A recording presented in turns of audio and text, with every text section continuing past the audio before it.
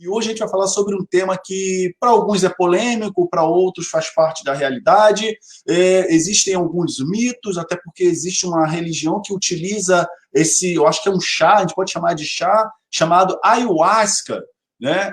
E hoje a gente vai falar muito sobre esse processo aqui, e o Israel vai poder falar para a gente tudo sobre os mitos, verdades e mentiras a respeito da ayahuasca. E antes de a gente dar entrada no nosso tema, ayahuasca, segredos, mitos e verdades, fala um pouco para a gente sobre o Israel Costa para a gente. Bom, em primeiro lugar, boa tarde novamente.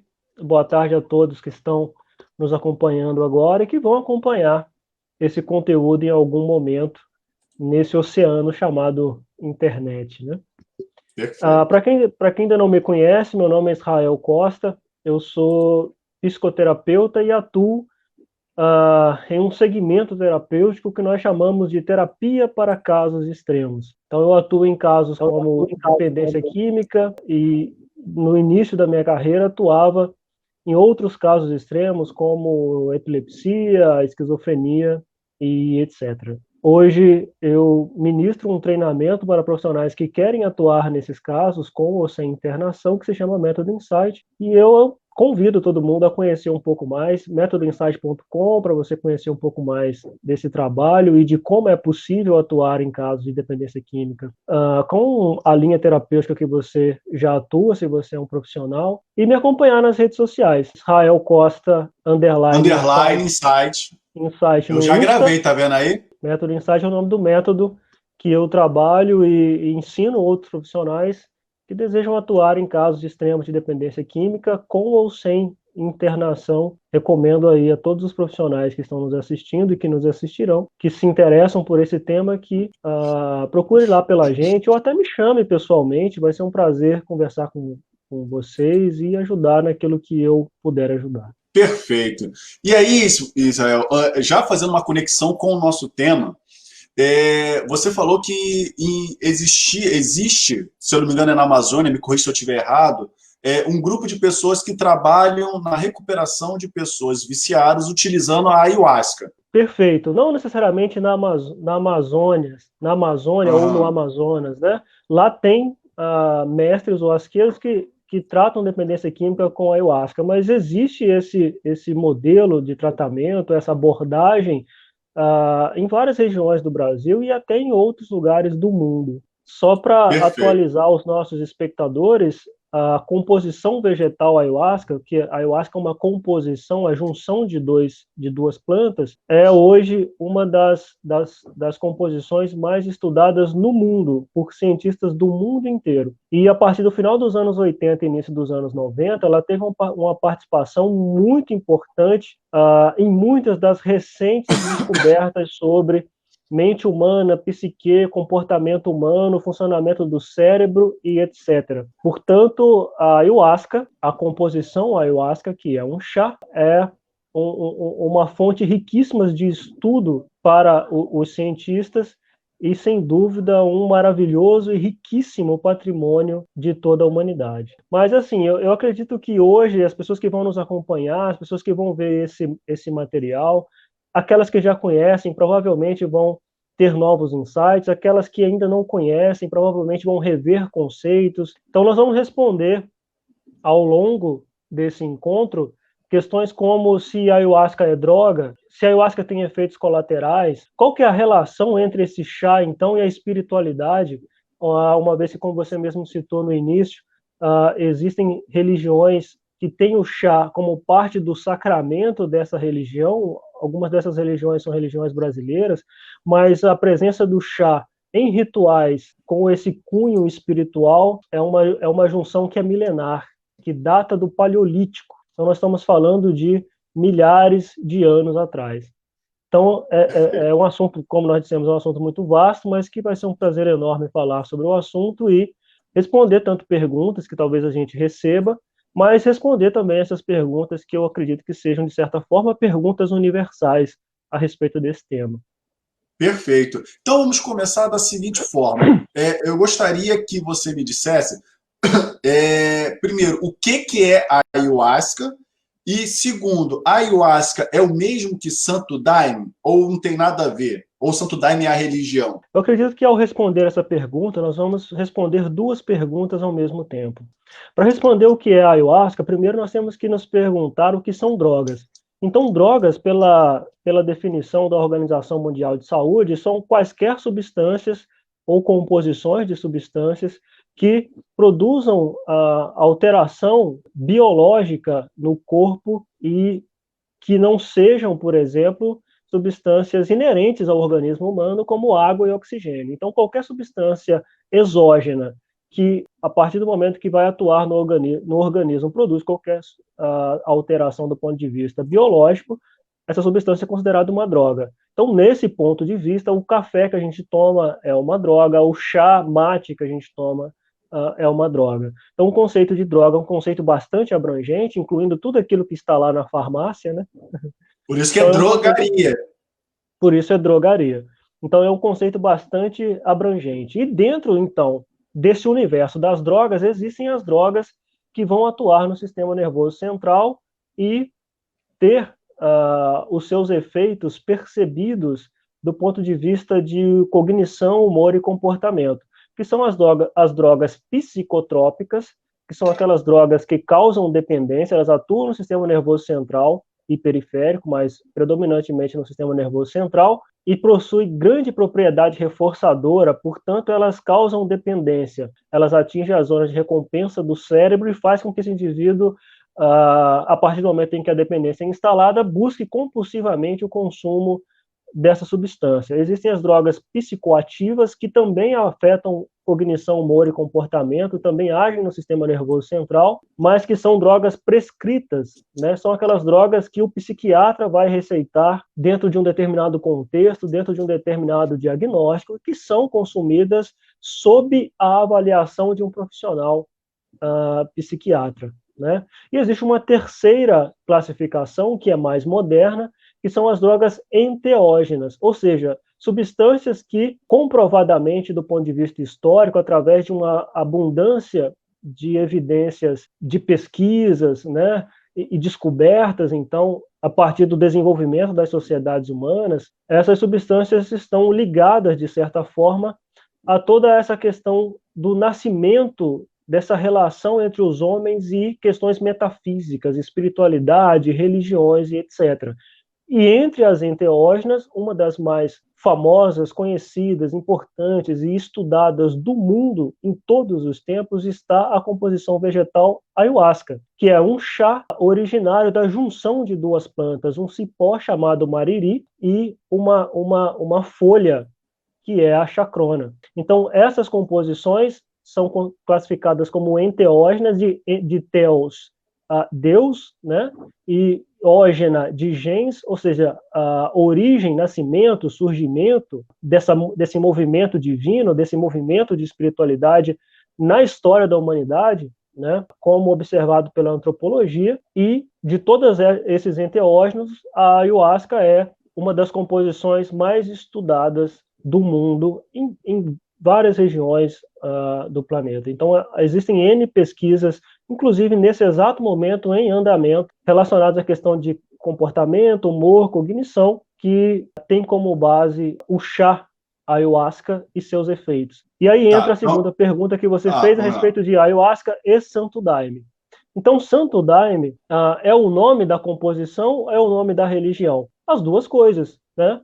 Porque Santo Daime, a princípio, é o nome da religião. Santo Daime, no sentido de pedir a um santo, pedir a um ser de uma outra dimensão. Santo Daime é o nome da religião. Mas os adeptos dessa religião se referem ao chá, a essa composição vegetal, também como Santo Daime. Assim como outras religiões amazônicas se referem ao chá, a essa composição, como vegetal, por exemplo. Por exemplo, tem a UDV, que é uma outra religião amazônica mundialmente conhecida, muito respeitada, que o UDV é a abreviação de União do Vegetal. União do Vegetal no sentido de unir os vegetais. Que são dois componentes, não é isso? Vegetais. porque são duas plantas diferentes. Entendi. O mariri, que é o cipó, e uma folha, que é a chacrona. A presença da composição se dá em toda a extensão amazônica, ou seja, não é só no Brasil, mas em todos os povos amazônicos dentro do Brasil ou os Ou nossos fora. vizinhos, né? E- Então, nesse aspecto, desculpa, mas nesse aspecto, então, dado essa característica antropológica, histórica, bioquímica, psicológica deste chá, dado a solidez de tudo que temos de descobertas e pesquisas do ponto de vista científico e arqueológico, nós podemos afirmar, embora eu e grande parte do nosso público, a gente que vem da academia, sempre vai ter a visão do ponto de vista científico, e é essa visão que nós vamos trazer aqui hoje, né? Uma análise do ponto de vista científico, do ponto de vista histórico, do ponto de vista antropológico, do ponto de vista químico, das moléculas dessa composição, mas nós podemos afirmar, então, sem nenhuma dúvida, de que a ayahuasca é um chá sagrado. Um chá sagrado no sentido pleno da palavra. Um chá sagrado por tudo que ele representa para a humanidade, uma vez que é patrimônio da humanidade, enquanto descobertas sobre nós mesmos. Porque ao longo dessa conversa que nós estamos tendo, vai ficar muito claro para nós e para os nossos espectadores que falar sobre a ayahuasca é falar sobre nós. Que quando se fala sobre a ayahuasca, na verdade, fala-se sobre o ser humano, sobre mente, comportamento, espírito, história, cultura. Então, falar sobre a ayahuasca é falar sobre nós. Aprender sobre a ayahuasca é aprender sobre nós. E é por isso que a substância é tão vastamente pesquisada cientificamente. Então, a ayahuasca é um chá sagrado, no sentido direto da palavra, como grandes poetas nos ensinaram, como Beto Guedes, quando ele diz que todo amor é sagrado e o fruto do trabalho é mais que sagrado. No sentido de que tudo isso que faz parte da nossa construção enquanto seres humanos é sagrado e Perfeito, patrimônio da perfeito. humanidade. Perfeito. Agora, uma coisa que me chamou muita atenção naquela outra live que a gente fez, quem ainda não viu, veja, foi uma live que a gente fez na semana passada falando sobre casos extremos de droga, como que a hipnose podia ajudar. Uma coisa que me chamou muita atenção foi exatamente quando você falou que a ayahuasca, por mais que ela tenha todo esse potencial alucinógeno, ela não pode ser considerada como uma droga no sentido comparado com uma cocaína, porque ela não vicia, uma vez que ela não ativa o sistema de recompensa. Eu gostaria que você falasse mais sobre isso, porque assim, quando eu ouço falar, às vezes que eu ouvi falar sobre ayahuasca, sempre me parece algo sobrenatural, e na última vez que eu tive um bate-papo com pessoas que utilizavam, eles falavam de uma forma mais terapêutica, né? E não me pareciam serem viciados. Era feito um uso de forma, vamos dizer assim, sustentável. Talvez não seja a melhor palavra, mas talvez sirva. Então, eu gostaria que falasse dessa parte, que você até usou um nome, um termo, que eu não me lembro agora, mas que designava um dos porquês que a ayahuasca não era uma droga, né? Não era considerada uma droga. E ela não viciar. Foi até uma pergunta que você deixou no início.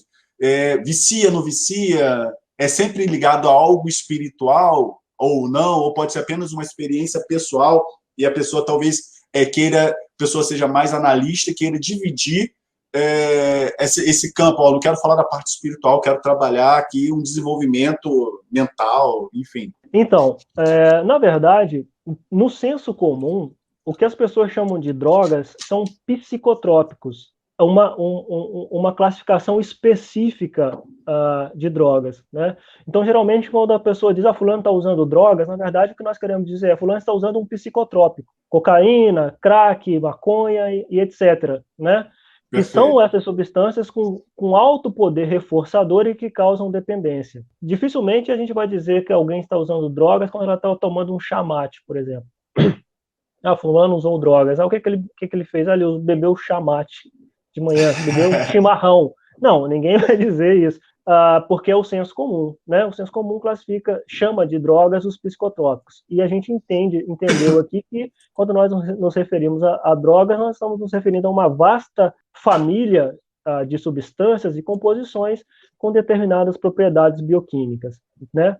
Então, nesse sentido de propriedade bioquímica, a ayahuasca é uma droga, no sentido de que ela causa mudanças do ponto de vista biológico e pode afetar comportamento, humor e cognição e age no sistema nervoso central. Mas, do ponto de vista prático, ela também é uma antidroga, porque ela é usada no tratamento para dependência, nisso que nós chamamos de drogas pesadas.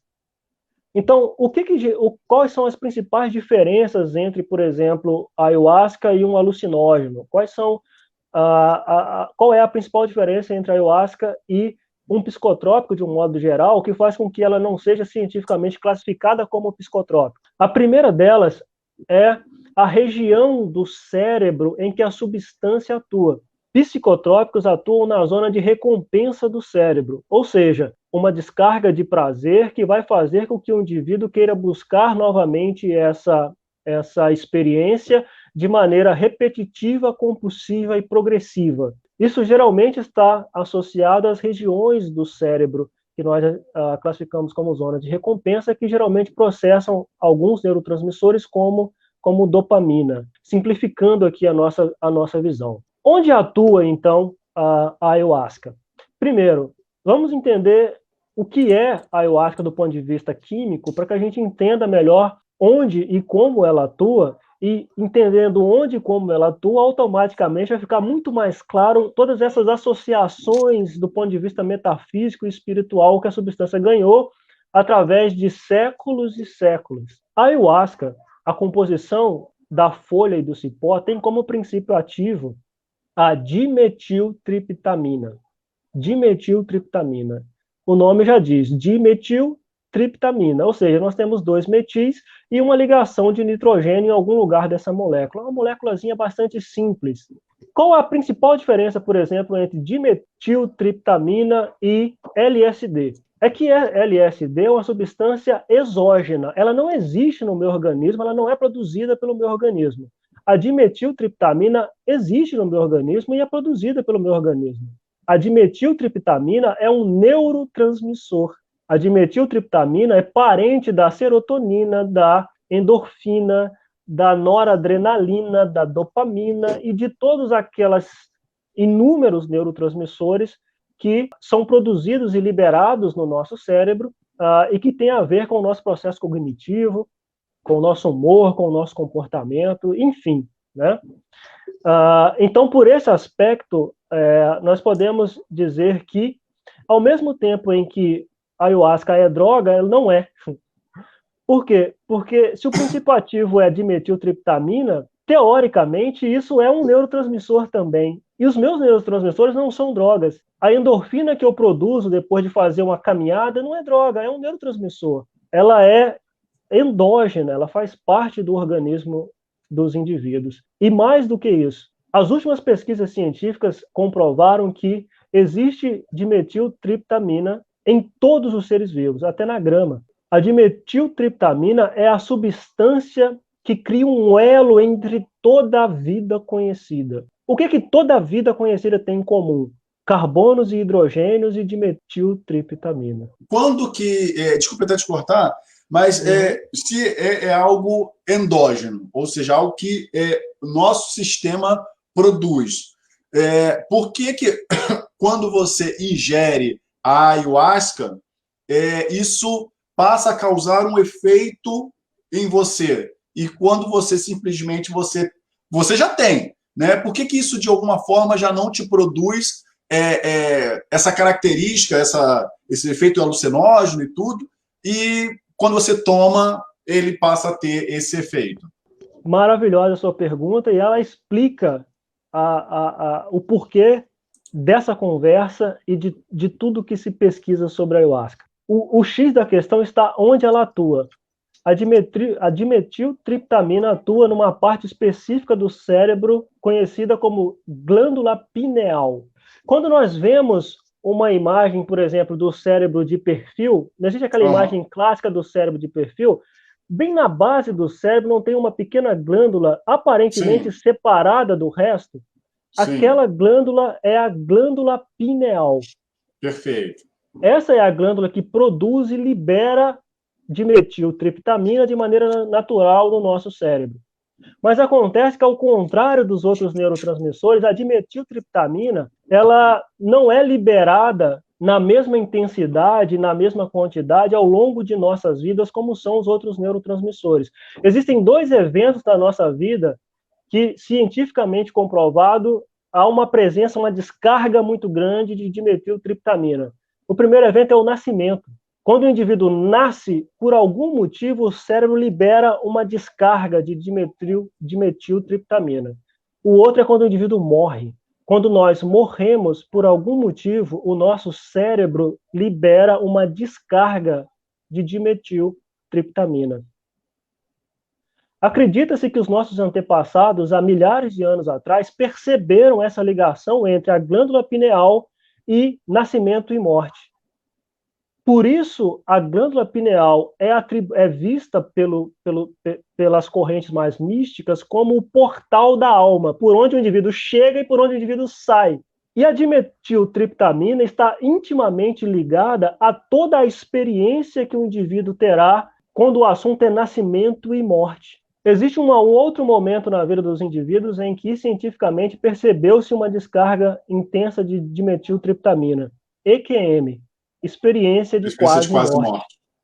Indivíduos com experiência de quase morte, com EQM, passam por uma atividade maior na glândula pineal e as percepções que ele tem, as experiências que esses indivíduos têm e relatam são muito parecidas, são vistas por correntes mais espiritualistas como experiências espirituais e são também muito parecidas com muitas das experiências que os indivíduos têm quando tomam a ayahuasca. Essa é a origem da relação entre a ayahuasca e espiritualidade. Perfeito. A ciência não consegue provar por quê, mas o fato é que, cientificamente, nós não podemos negar, existe uma relação entre o lado físico dos indivíduos e o lado metafísico dos indivíduos, entre vida e morte. Então, se existe algum sentido no meio entre essas duas coisas, nascimento e morte, de alguma forma as experiências com esses enteógenos, e nós estamos falando, aqui nós estamos focando a ayahuasca, mas enteógenos, né? Não necessariamente apenas a ayahuasca, com a relação que esse indivíduo tem com o que acontece entre essas duas coisas. As experiências tendem a ter uma relação com isso. O Israel, até mandar um abraço aqui para o Robson Ribeiro, que colocou uma pergunta aqui, pedindo para você responder o nome da substância. É dimetiltriptamina? Triptamina. Dimetil... Digitou DMT no Google, vai ter uma infinidade de informações sobre DMT. Perfeito. Tanto do ponto de vista científico, quanto do ponto de vista espiritualístico. Até quando você diz que ainda algumas coisas são provadas pela ciência ou não, existe a questão espiritualista, eu vejo que muitas pessoas vão seguir mais para o lado tendencioso, né? Por exemplo, talvez se você vê alguém de uma religião mais voltada para o cristianismo, mais radical, ali protestante ou coisa do tipo, vai dizer que tudo que a gente está falando aqui é bobagem, que isso não existe, né? Mas ele tem a experiência dele de acreditar num Deus que ninguém vê, a não ser pela percepção de que existe uma entidade maior que cuida de nós, que criou a céu, terra, enfim. Né? Então, existe muita tendência nisso aí. Mas eu queria, assim, vamos refazer o caminho no seguinte sentido. A gente sabe que a ayahuasca é um chá, né? Uma substância que é a mistura ali de folhas e de um cipó, que se dá o nome de ayahuasca, que a gente vem trazendo aqui, mas algumas outras comunidades, dependendo da situação, da região, vai chamar de algum jeito, mas popularmente ayahuasca. E aí eu quero saber o seguinte, você tomou ayahuasca. Eu fui lá, vamos supor que, até porque eu conheço gente que faz, independente da cerimônia do Santo Daime, que é onde eu acho que é mais falado, que eu ouço mais falar sobre a ligação da ayahuasca, mas usam para desenvolvimento pessoal. Fui lá, peguei minha canequinha, não sei qual a quantidade, isso não importa, mas botei lá, minha quantidade de ayahuasca. Tomei. O que acontece? Você me permite dar só um passo atrás para explicar essa pergunta?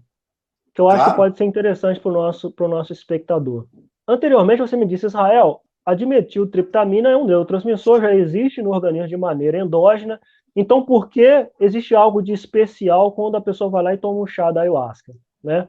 E aí nós entendemos que é especial, por quê? Porque a experiência que essa pessoa tem ao tomar o chá é diferente das experiências que ela tem no dia a dia, porque a glândula pineal atua em eventos muito específicos da existência dos indivíduos e de tudo que existe de vivo que está catalogado cientificamente.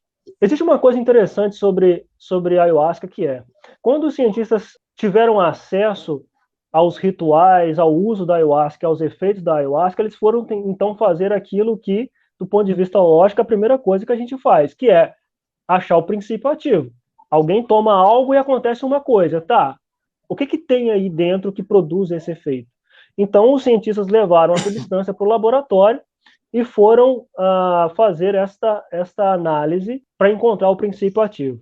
E encontraram o princípio ativo de metiltriptamina, e o que eles entenderam? Que o princípio ativo da ayahuasca está na chacrona, que todo o efeito da ayahuasca vem do princípio ativo da chacrona.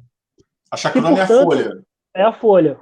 O motivo de se usar a ayahuasca seria para ingerir aquilo que está na folha. Então eles pensaram o seguinte, então o cipó provavelmente é inútil. Provavelmente deve ser só uma coisa simbólica, etc. E, então fizeram experiências com o chá da chacrona sem o mariri. E por incrível que pareça, não produz efeito. A pessoa bebe 1 litro do chá e não acontece absolutamente nada. Nada. Mas aí os cientistas se perguntaram, mas aí, por que não acontece nada se a dimetiltriptamina é o princípio ativo da composição? E aí eles descobriram uma segunda coisa interessantíssima. É que o chá só funciona porque tem a folha e o cipó, porque o cipó tem uma substância, um ácido que inibe uma enzima que nós temos no nosso organismo, que é o IMAL. É uma enzima que quebra as moléculas da dimetiltriptamina. É por isso que só a folha não produz efeito nenhum. É porque quando a pessoa bebe, as enzimas quebram, aquilo nem chega no sistema nervoso central, no cérebro, na glândula pineal. Então, só existe o efeito com a junção do chá, no chá da folha e do cipó. Mas aí vem a principal pergunta que não tem resposta científica. Existe nas florestas tropicais mais de 3.000 alcaloides e a dimetiltriptamina é um deles. Mas existem mais de 3.000 alcaloides. Como que esse primeiro cientista lá do Paleolítico conseguiu, numa floresta, encontrar exata e precisamente a substância necessária para neutralizar a enzima para que o princípio ativo de metiltriptamina produzisse um determinado efeito? De onde vem esse conhecimento? Essa é a principal pergunta que os cientistas fazem. E o mais engraçado é que é matematicamente impossível encontrar a resposta através de tentativa e erro. Porque se fosse pegar esta folha e procurar uma outra que causasse esse efeito de neutralização dessa enzima por tentativa e erro, é matematicamente impossível. São mais de 3.000 alcaloides. São milhões de conexões possíveis. É impossível. Perfeito. Então, assim, até pegando um gancho no que você falou, então, assim, eu produzo a TMT, né? É TMT, não é isso? DMT. DMT. Eu produzo a DMT em alguns eventos muito específicos, né? Mas, quando eu tomo a ayahuasca, que vai vir ali a mistura do cipó com as folhas, o cipó tem uma substância que ele vai fazer com que eu estou entendendo dessa forma, né? Com que ele haja de forma diferente no meu organismo, porque o DMT que eu produzo, eu tenho uma enzima que quebra. E essa substância, a ayahuasca, ela não tem ela tem uma substância que inibe a ação dessa enzima. Então, consequentemente, esse movimento que eu teria interno, né, no nascimento e na morte, ou em qualquer outro que possa vir a ser catalogado, eu consigo reproduzir eu conseguiria, pelo menos, reproduzir usando a ayahuasca. Seria mais ou menos isso? É exatamente isso. É exatamente isso. Perfeito. E é por isso que o nascimento, então, do chá tem essa atribuição mística, tem essa atribuição espiritualística, tem essa atribuição metafísica. É por quê? É porque a lógica humana não consegue explicar o nascimento do chá. Porque Perfeito. é matematicamente impossível que esse cientista do Paleolítico tenha feito isso através do principal instrumento científico, que é teste, tentativa e erro. Perfeito. Então, é unanimidade. Eu tive na UFAM, no primeiro simpósio de terapias sociais do Médio Amazonas, e o assunto principal dos cientistas que estavam lá era exatamente pesquisas relacionadas a tratamento para a dependência química e ayahuasca, e esse é o ponto de convergência entre os cientistas de que podemos estudar cientificamente as propriedades do chá, mas é impossível negar que existe algo que vai além do que a ciência pode mensurar quando se relaciona a esse chá milenar, que é a ayahuasca. Você indica alguma literatura? Existem bastante literatura relacionada à questão de ayahuasca, mas são mais artigos científicos. Não há uma abundância de livros com uma linguagem mais simples acessível e etc., abordando o assunto. Um bom começo é um documentário chamado DMT, A Molécula do Espírito, que tem depoimentos de vários cientistas que tem embasamento em pesquisas realizadas em várias partes do mundo e é 100% focado no estudo da ayahuasca. DMT, A Molécula do Espírito. Perfeito. E a linguagem também é uma linguagem mais simples, é uma linguagem que mesmo até um leigo vai conseguir entender com relativa clareza o que é mostrado ali. Agora, o consumo, né? Como é que, vamos supor, se eu quiser fazer uso da ayahuasca, como que eu faço? Ayahuasca, sem ir para a Amazônia, tá? Sim, existem portarias da Anvisa que gerenciam essa questão do uso da ayahuasca, do consumo da ayahuasca. Então, existe uma liberação da Anvisa para o consumo da substância apenas para fins ritualísticos. Ou seja, ela é a base de várias religiões, por exemplo, no país, então não é uma substância proibida, mas é uma substância que a Anvisa recomenda. Restrita, né? Exatamente. Né? Então, eu não saberia te dizer como que você poderia comprar isso e receber em casa, por exemplo. Né? Perfeito. E eu não sei nem te dizer se seria legalmente possível fazer isso, comprar isso e receber em casa. Né? Entendi. Perfeito. Mas o que eu sei é que pessoas que utilizam a substância para fins ritualísticos, mesmo que não necessariamente seja dentro de uma religião específica, estão plenamente cobertas pela legislação, é absolutamente legal.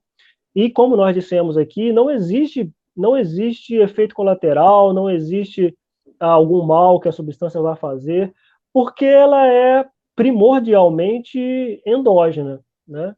Então, não vai causar uma intoxicação nem nada parecido. É algo que o seu organismo já sabe produzir e sabe quebrar, então, essas não é algo estranho do corpo, né? Não é algo estranho do corpo. Mas, então, olha só, como a gente já está chegando quase 1 hora, depois a gente pode até voltar um outro dia para falar mais sobre esse assunto, que eu já percebi que tem coisa para chuchu aí que dá para incluir nesse assunto. Mas eu quero voltar numa pergunta que você não me respondeu. Quero saber o seguinte: peguei a ayahuasca e tomei. E aí? Morre? Não morre? Vê Deus? O que acontece? Perfeito. Do ponto de vista científico, o que acontece quando o indivíduo faz uso da ayahuasca é que, assim que a substância começa a atuar no sistema nervoso central, vai acontecer um estado alterado de consciência.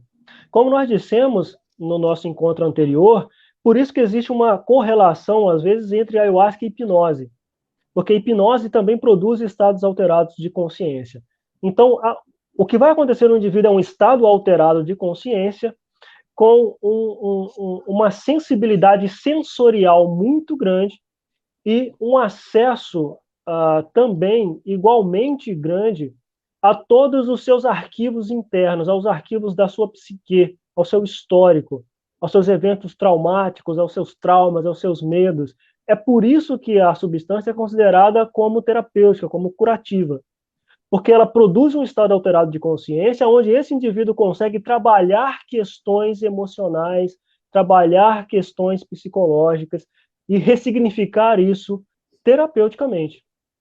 Então, o que acontece com um usuário de drogas quando ele usa a ayahuasca? O DMT entra na corrente sanguínea e expulsa a droga de lá? Não, não é assim que funciona. Não tem nada a ver com a questão química da substância.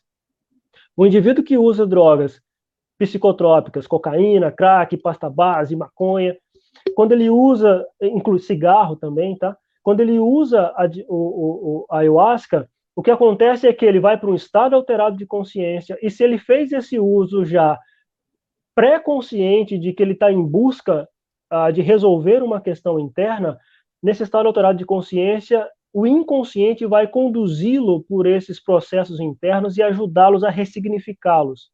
Então, esse indivíduo que volta da experiência, seja quantas forem as sessões, né, as instituições que administram o uso da ayahuasca para tratar dependência química, é o mestre ou asqueiro que vai administrar esse uso, quando, onde esse paciente vai utilizar, mas o que acontece é que à medida que ele vai ressignificando essas dores, esses traumas emocionais e esse histórico, ele vai se tornando imune, entre aspas, ao desejo de consumo da substância. Por quê? Porque, como nós dissemos no nosso encontro anterior, drogas, cocaína, crack, são remédios para dores emocionais. Quando ele resolve isso internamente, ele não precisa mais. E quando ele não precisa mais, o inconsciente não produz o desejo de consumo, porque não é mais necessário.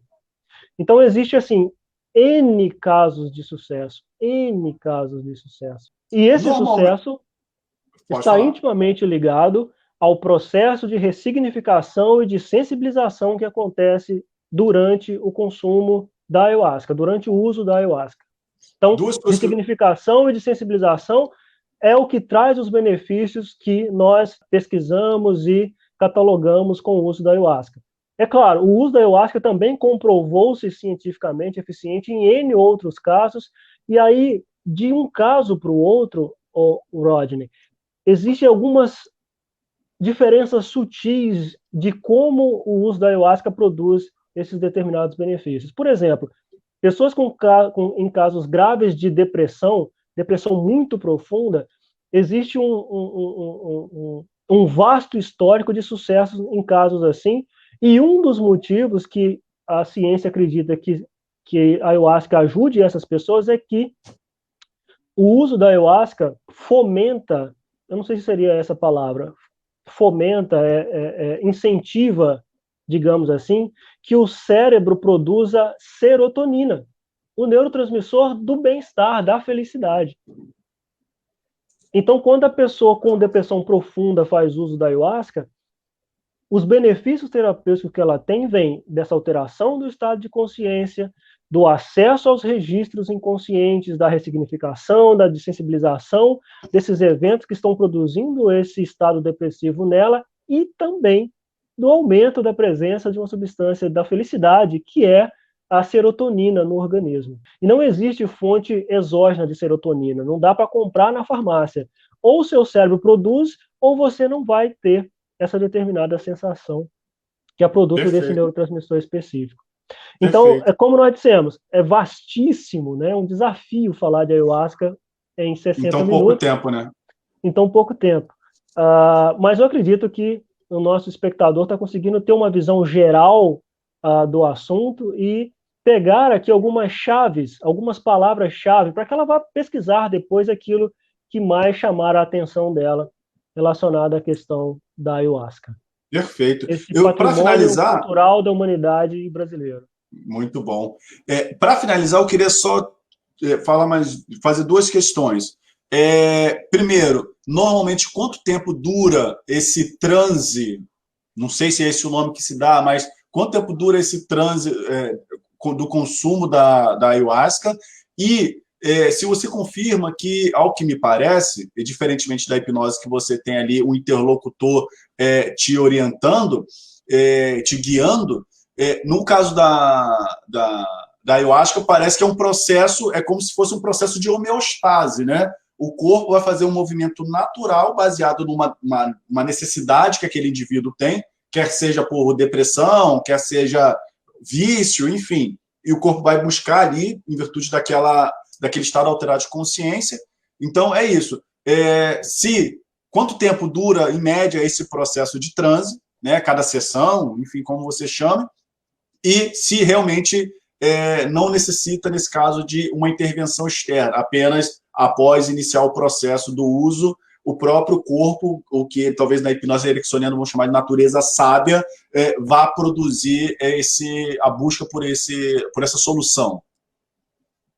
Então, existem duas maneiras de usar a ayahuasca, né? Existem as pessoas que utilizam a ayahuasca para fins espirituais. Então, eu não sei o que essa pessoa está buscando e eu não sei exatamente na religião X ou Y, né? Por qual motivo essas experiências vão conectar essa pessoa com o divino, né? O divino dela. Eu não sei divino qual dela, religião, sim, claro. o divino dela, né? Então, nesses casos, é muito comum que as pessoas façam uso da substância de maneira bastante tranquila, sozinhos, né? Porém, quando se trata de o uso da substância para fins terapêuticos, eu acho super recomendado que isso seja conduzido por um terapeuta experiente, certo? Porque a condução ajuda muito no processo. Quando as pessoas fazem uso da ayahuasca lá no Amazonas, lá no Instituto Vidas Libertas, no meio da floresta e etc., o mestre está conduzindo aquele processo. E isso, obviamente,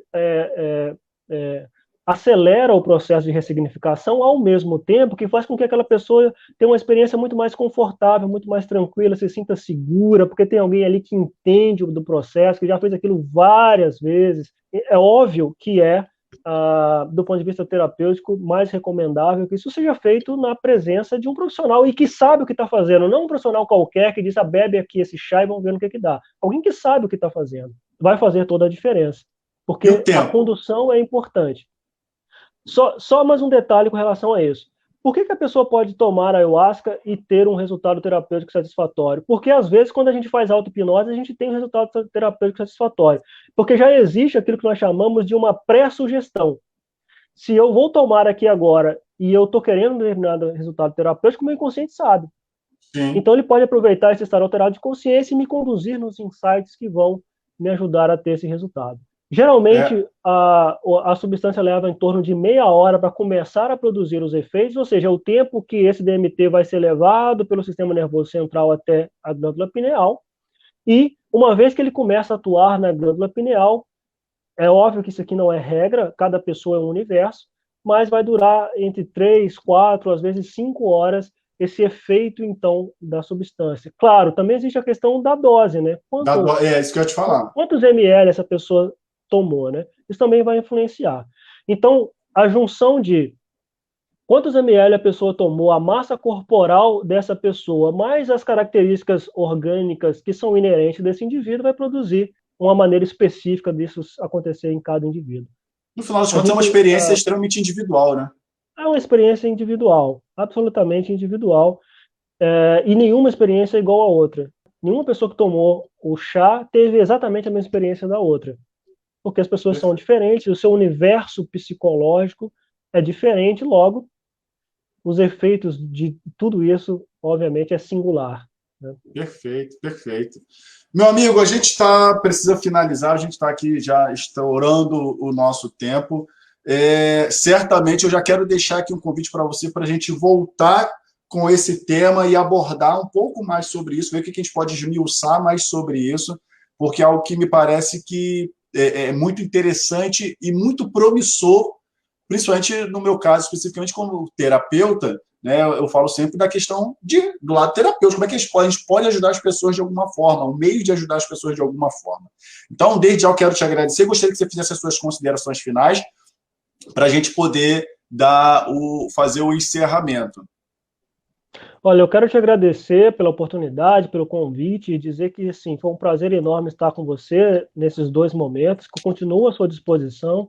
O formato é muito bacana, parabéns já por estarem na 3ª temporada. E Perfeito. Quero agradecer a todo mundo que acompanhou esse bate-papo aqui. Eu espero que tenha sido produtivo, que tenha trazido luz para as pessoas, que tenha ajudado a combater preconceitos, estereótipos e tudo mais.